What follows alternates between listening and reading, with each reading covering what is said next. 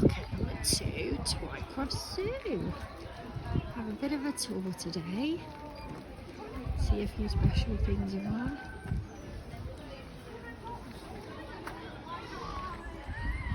So good to know those are on. Guest services if you need any help, if you need to borrow a pushchair. I imagine you have to pay to hire them. But there are some very excited children here today. So it is a very, very heavy monkey zoo. Gives you a bit of a clue. A lot of those are kind of monkey centered. It's a bit of a specialist monkey zoo. There was a long time ago there were PG Tips adverts with chimpanzees in, and those were from here. Looks like there were a couple of school trips going on as well, which was the sort of drawback of visiting on a weekday, not in the holidays, which I discovered at the Space Centre in Leicester yesterday, which if you're interested, there's 3 videos on my channel of that. We have the meerkats. You've got little ones, they probably love meerkats. See, I don't think there are any outside today. Oh no, there are. Another issue I found with this zoo, because I've been here a lot. Hello. Hi, smile. It's quite a lot of the time, if the weather's a bit rubbish, the animals just stay inside, and it's quite difficult to see them outside. So it's a good zoo for me because it's local, but I do find there's quite a lot of looking through windows and not seeing anything. So that is something to bear in mind. Probably the most unique thing about this zoo is the Gruffalo Discovery Land, if you've got little ones. And that really is good. I'm going to do a separate video on that if you're interested. But that's probably its kind of unique selling point. So, no monkeys. There used to be elephants at this zoo, but they have been moved to Blackpool Zoo for whatever reason. So there are no elephants anymore. I can see a zebra's bottom over here. So we definitely have some zebras. In the summer, there's lots more going on. I can see the ice cream stands and things like that. You can go and catch a lorikeet if that's what you're into. I am actually quite scared of birds, so I'm not going to be doing that. There is the ape house in there. There's also a giant tortoise in there. So my aim is really to show you what it is you can see from this zoo, because a lot of the time people have to travel, don't they? And that might be you, so you need to see if it's worth it. And I have to say, in my honest opinion, if it wasn't up the road from me, deer over there, if it wasn't up the road from me, I'm not so sure I would. Another thing they have in the summer is they have like a sort of water play area, so it's a good idea to bring swimming costumes and towels. So you actually can buy them. They think of everything. We have got rhinos this way. Let's have a look, see if we can see a rhino. It's lucky you can't smell through this video, isn't it?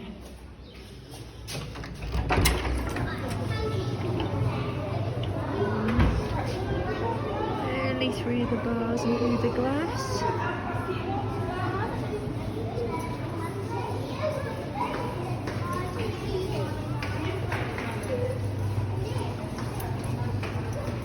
Yeah, not much to see in here. There is one rhino.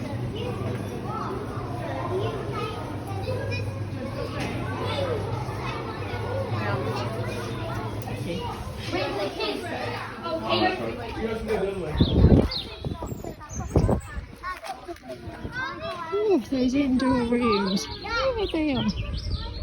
Something to experience, aren't they? Can't blame the animals though. My rabbit room isn't much better. Okay, maybe there'll be another rhino outside. Let's see if we can get a glimpse of giraffes, because giraffes are always amazing, aren't they? Very sort of powerful creature. I think I might have to invest in one of those cameras. Is it a GoPro that keeps things still? I think if I get more people watching these videos, that might be the way to go. So we go up this very muddy path. It's all possible with pushchair, but there are definitely a lot of puddles and muddy areas, so be careful. And if we head through this way, this is where the giraffes live. And here we go. Yes, amazing. Hello. Oh wow, aren't they gorgeous? 2 giraffes to see. He's coming nice and close for us. Wow.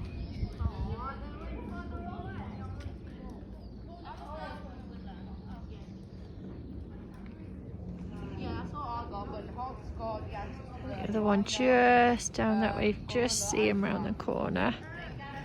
You're going back inside now. That is insane how tall they are, isn't it?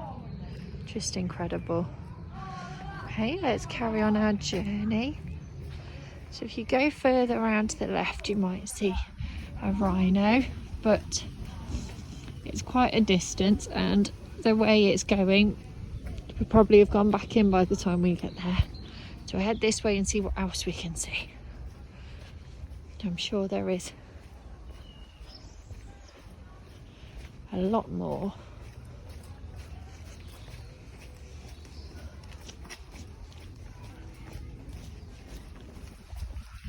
So back along the muddy pathways. This is a good sort of kind of vlog tour to have on in the background while you're doing something else. Okay, we're gonna head round. No, nothing that way. This way. Let's try and find things like penguins. They're always fun, aren't they? They definitely have times where you can feed the animals, and I know you can buy it as a gift for somebody as well if you want a sort of animal experience where they can come and get close. They do it with meerkats, I believe, penguins, hopefully not tigers.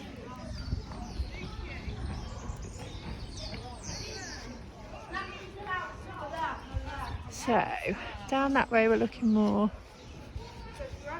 The gibbon forest is down there, so more of a monkey focus. And over this way we're going towards Wet and Wild, which is definitely what I was hoping to see. So we've done all of the bottom end of the zoo, and we're back at the zebra point now.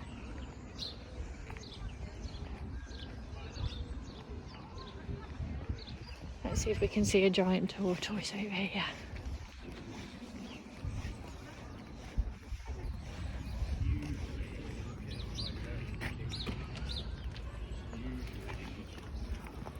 No, must be inside.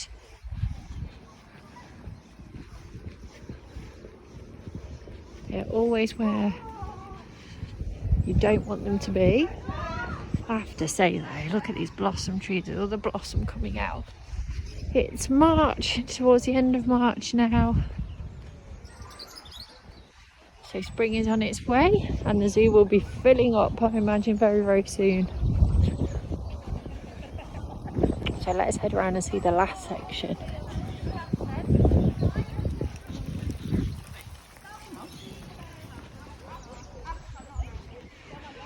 Price wise, it is not cheap, but they are giving out annual passes like sweets at the moment. You just have to turn up once and they go, oh, okay, come back for a year.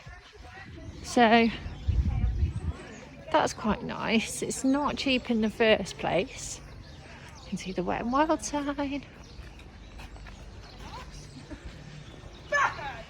But if you're going to be able to come for a year, it's definitely worth it, because it can be a kind of all-weather activity, I suppose, if you wrap up right and you're happy pushing a buggy or putting your wellies on.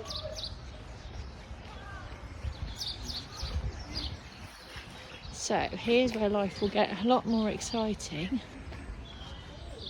when summer comes. Lots of toilets dotted about all over the place. There is a cafe as you come in, and there's even a soft play, but you have to pay extra for that. Here's some penguins. Ooh. And then as the weather gets warmer, there are little kind of pop-up cafes. You can walk down here to see the penguins swimming when they are. Right now it's just disgusting water. But yes, none of those are open at the moment as it stands in March. And there is a shop on the way out as well. So if I show you over here,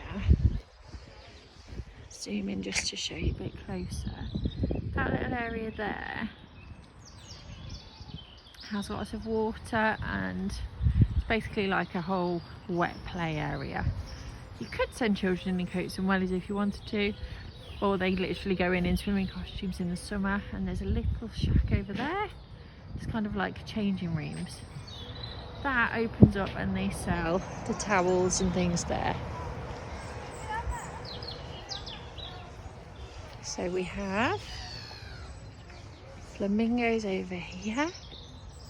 You can see a bit closer. Not my favourite animal in the world, but lovely for children to see.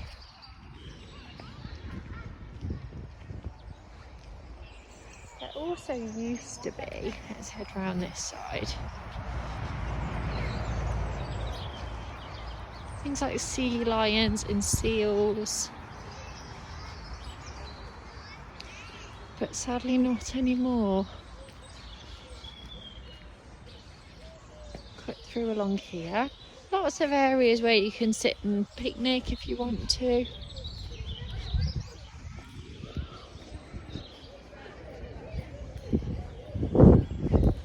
And we are back to the monkeys. Oh, looks like they're pretty active today. Diana monkeys, apparently. I wouldn't have been able to tell you that.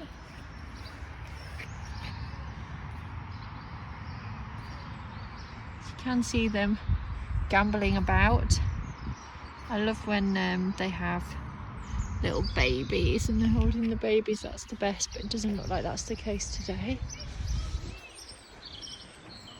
Normally, if you subscribe to the zoo on their website or their Facebook page, they will let you know when animals have babies, so you can come and see.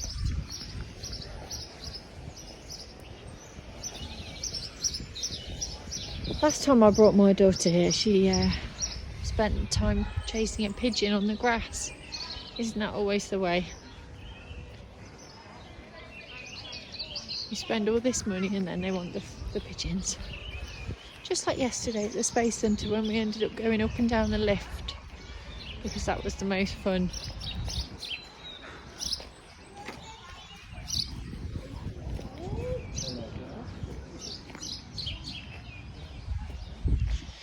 Alright, there is not much left to see now. We are very nearly at the end.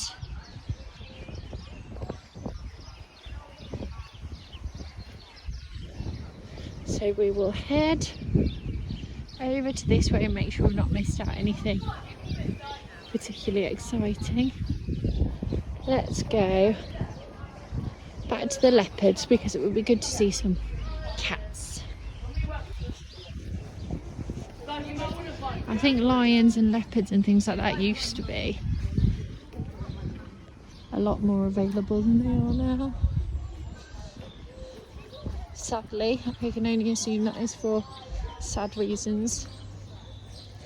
So let's head down this way. I'm sorry this video is a bit wobbly.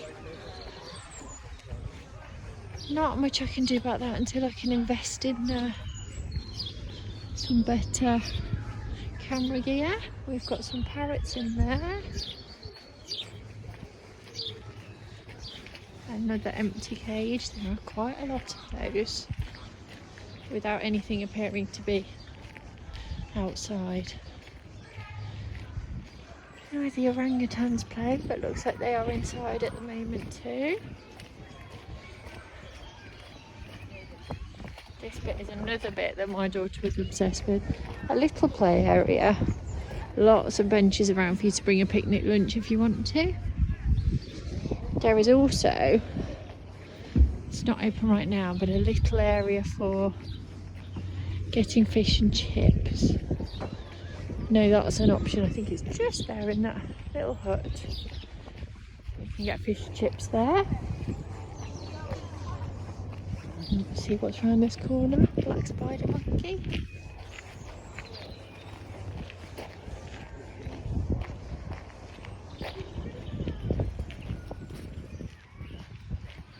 See, can we see any tigers?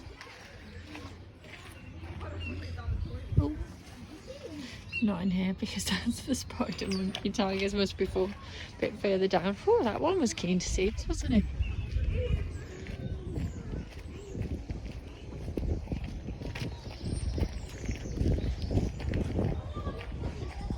Oh, I don't know what we call those. Vicuna? They look like llamas or alpacas to me. Must be in the same sort of family.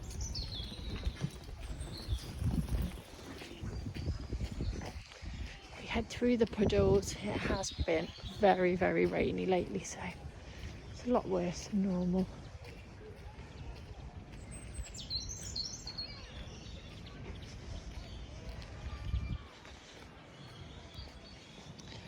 We go round to what promises to be the Sumatran tiger.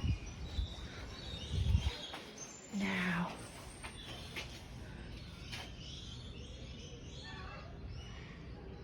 doesn't look like the tiger's outside, so let's head in, determined to see at least one cat today. But I have left the zoo before without seeing any.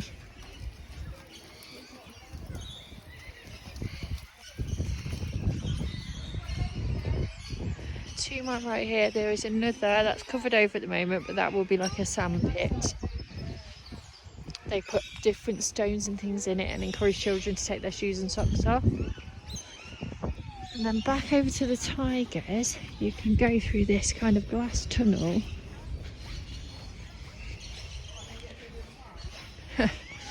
And see the tigers, but look at the size of this puddle. That is really bad. And that is just a viewing post. But from the looks of the people in there, there is nothing to look at that right now. But normally that's the way we can go. And that brings us back to more monkeys. So overall, review-wise, I would say it's good when the animals are out. It's very hard to guarantee that. If you think it's worth booking an annual pass or getting an annual pass for free and it's not too far away from your house, I would say less than an hour is worth it. Probably more than an hour isn't. That will be my review. And we are back to the monkeys and almost back to the start. So I will leave you with this beautiful face. Thank you for watching. If you've been, feel free to give me your feedback. I'd love to know what you think. And if you are interested, I will film the Gruffalo land separately that is just near the entrance. Thanks again. Bye bye.